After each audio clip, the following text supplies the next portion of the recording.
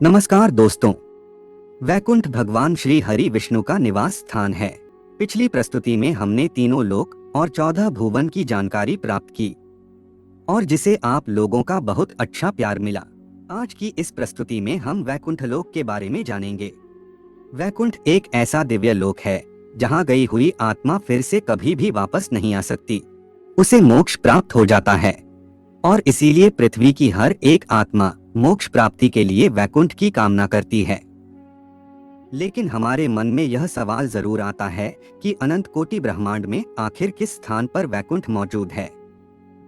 अगर आपके मन में भी ऐसी जिज्ञासा है तो इस प्रस्तुति को अंत तक जरूर देखना। नमस्कार दोस्तों, स्वागत है आप सभी का फिर से एक बार हमारे इस YouTube चैनल पर।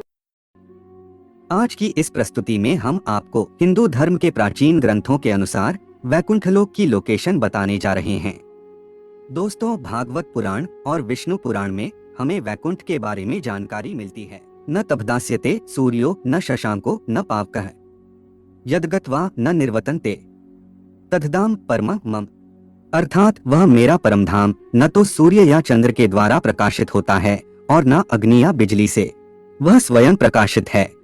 जो लोग वहां पहुंच जाते हैं वे इस भौतिक जगत में फिर से लौटकर नहीं आते हैं। वैकुंठ की राजधानी है साकेत नगरी। इस नगरी में 4 प्रवेश द्वार है और इस नगरी में अनेक रमणीय महल और रत्न जड़ित विमान हैं। यहाँ पर रहने वाले सभी नर नारी तरुण वय के हैं। यहाँ समय का कोई प्रभाव नहीं होता है। ऐसी साकेत नगरी के मध्य में भगवान श्री विष्णु अपने पार्षदगण कुमुद, कुमुदाक्ष, पुंडरीक, वामन, शुनकुन, सुमुख और माता लक्ष्मी के साथ निवास करते हैं।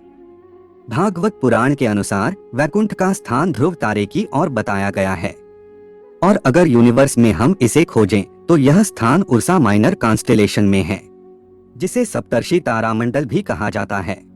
यह कॉन्स्टेलेशन में सूर्य से भी लाखों गुना तेज चांद सितारे मौजूद है। यह कॉन्स्टेलेशन उत्तर की ओर मौजूद है। ध्रुव तारे की पृथ्वी से दूरी 433 प्रकाश वर्ष है।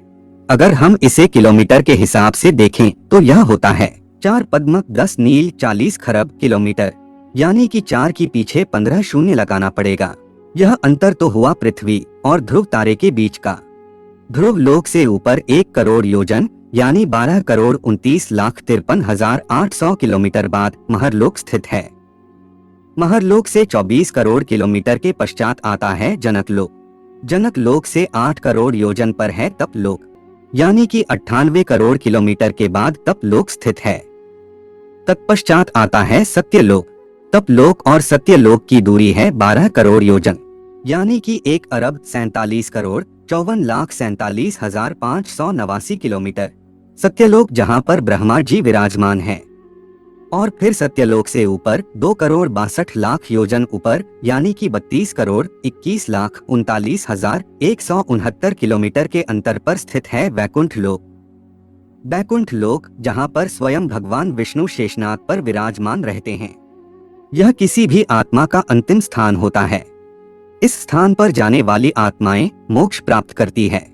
इसे ही अंतिम सत्य कहा जाता है और इसे ही ब्रह्मांड का अंत कहा जाता है।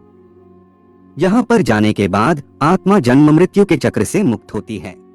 यह सभी आंकड़े आध्यात्मिक जगत को दर्शाते हैं।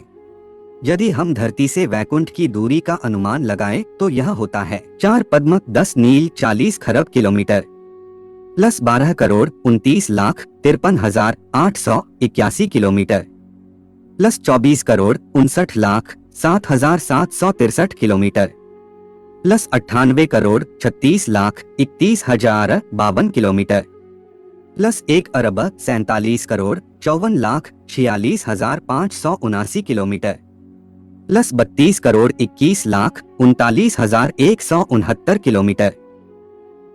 इन सभी लोकों की दूरी को मिलाकर होता है 4 पद्म 10 नील 40 खरब 3 अरब 15 करोड़ 78,444 किलोमीटर। यानी आप देख सकते हैं कि कितना दूर है वैकुंठ। अगर हम आज की टेक्नोलॉजी के आधार पर वहां जाने की कोशिश करेंगे तो कितना समय लगेगा इसके बारे में जानते हैं। आज के समय में हम एक स्पेसक्राफ्ट से 39,000 किलोमीटर प्रति घंटे की रफ्तार से अंतरिक्ष में ट्रेवल कर सकते हैं और इसी स्पीड से हम वैकुंठ जाएंगे तो हमें 10,52,30,85,000 घंटे लग सकते हैं। मतलब कि हमें वैकुंठ पहुंचते पहुंचते 12 लाख से भी ज्यादा साल लग सकते हैं। तो दोस्तों, आज की टेक्नोलॉजी से हम वैकुंठ कभी नहीं पहुंच सकते, लेकिन यदि भविष्य में ऐसी टेक्नोलॉजी आ जाए जो 1 महीने या 1 साल में हमें इतनी दूरी तय करा दे, तो क्या हम वैकुंठ पहुंच सकते हैं? तो इसका जवाब है नहीं, क्योंकि आप स्पीड हासिल करके वहां पहुंच तो जाएंगे, परंतु वैकुंठ आपको दिखाई नहीं देगा, क्योंकि वैकुंठ भौतिक जगत में नहीं है, वह दूसरे आयाम में है। और लंबाई, चौड़ाई, गहराई और टाइम, इस 4 आयामों के अलावा हम इंसानों की पहुंच अभी तक दूसरे आयामों तक नहीं बन पाई है। जिस तरह से हिमालय में भी ज्ञानगंज या सिद्धाश्रम नाम का शहर या आश्रम होने के बावजूद हमें दिखाई नहीं देता है, क्योंकि वह शहर या आश्रम दूसरे आयाम में है। लेकिन बैकुंठ तक हमारी पहुंच बन सकती है, और वह भी आसानी से। और इसके लिए आपको आध्यात्मिक जीवन अपनाना होगा, सत्कर्म करना होगा। और कलयुग में वैकुंठ प्राप्ति के लिए नाम जप, भक्ति और प्रभु भजन को सर्वश्रेष्ठ बताया गया है। आध्यात्मिकता के द्वारा आप दूसरे आयामों में जा सकते हैं, और अध्यात्म ही आपको वैकुंठ की प्राप्ति करवा सकता है। क्या है वैकुंठ लोक में? कैसा दिखाई देता है वैकुंठ लोक? हमारे धार्मिक ग्रंथों में वैकुंठ का वर्णन किस प्रकार से किया गया है, इसके बारे में और अधिक जानकारी आप प्राप्त करना चाहते हैं तो कमेंट में वैकुंठ पार्ट 2 अवश्य ही लिखिएगा। और यदि यह प्रस्तुति आपको पसंद आई है तो वीडियो को लाइक और चैनल को सब्सक्राइब कीजिएगा। धन्यवाद।